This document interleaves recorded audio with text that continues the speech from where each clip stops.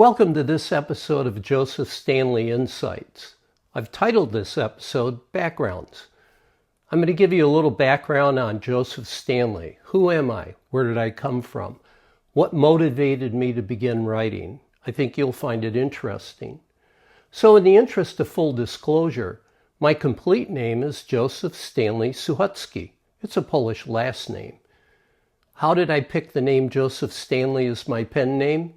Well, it's still my real name, first and middle. It's also a tribute to my dad. When I was a kid growing up, I was very rebellious. Growing up in the 60s and high school and college, I was a difficult kid to get along with. And he never got a chance to see me succeed in business or in writing. So in honoring him, I decided to use Joseph Stanley, my first name and his first name. I think he would have been pleased to be part of my literary success. If you check out my website, you'll see that I'm an American author and a storyteller. I'm a good storyteller. For over 35 years, I traveled the country teaching healthcare compliance regulations for the medical field and explaining difficult topics. So I've transitioned from doing regulatory compliance into doing fictional stories. So how does one go from teaching complex regulations to writing fiction?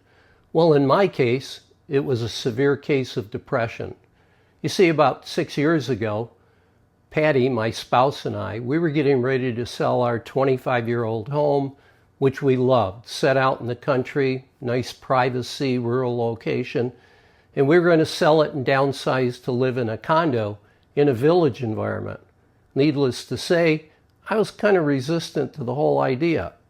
On top of that, I was beginning to think about retiring and quitting, which was difficult because I enjoyed being in the limelight, traveling the country, and helping people. To add to that, we were planning on selling the business to our employees, so we were going to give up managing the business. So moving, selling, it all crashed in on me, and I got very depressed. Patty tried to talk me into going to counseling, but being a good, stubborn Polak, I told her, I don't need counseling. I can deal with this. It's not that bad. And after a while, it got bad enough that I caved and went to counseling. And on my first session with my counselor, she asked me to describe what I was going through. And when I finished my litany, she said, I'm not surprised you're depressed. So let's see if we can work through it. Took a couple years, a lot of work. And one of the things she taught me to do was, or she encouraged me to do, was daily journaling. So when in between sessions, when I wasn't seeing her, she had me write down my thoughts and what I was going through for the day, good or bad, disastrous or not, and bring them back to her so she could read them and we'd talk about them. And it really opened my eyes. And in the course of doing journaling, I began to experiment and wrote a poem. And then I wrote another poem. They're called free verse. And if you're interested, I do have a book called My Verse that's available on Amazon that has all of my poems I wrote through depression and personal reflections on what I was going through and how it helped me conquer depression. So feel free to go there. Later on, we'll have episodes where I will share those poems on the channel and my personal reflections. So when I was writing poems, one of the first ones I wrote was a story called Storms. It wasn't a story yet, it was a poem. And what I'd like to do is share that with you, read the poem for you, and tell you a little bit about how it launched me into writing. So what does a poem about storms have to do with Collective Vengeance, the novel I wrote? I'll explain that in a minute. Understand that Storms was the very first poem I wrote. I've reworked it some, but it's still applicable. It was about overcoming trials, tribulations, confrontations, frustrations, and all the things that cave in and cause depression. So let me read the poem to you. Storms of emotion consume and scar, leaving us damaged, perhaps forever. unable to condone, dismiss, or forgive, craving vengeance evermore. They seize my mind and soul.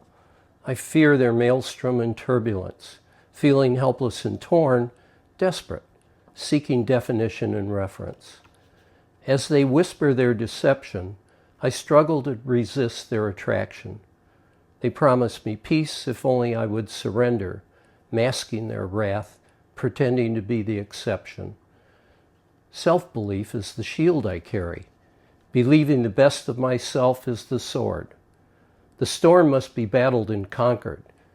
Then my soul might be calmed and restored. The thought of battle is frightening. The thought of loss depressing. The storm looms and taunts. It is never ending.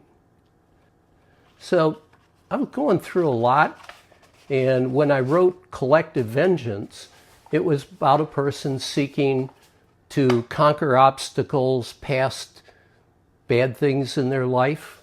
You'll read the novel, you can discover that.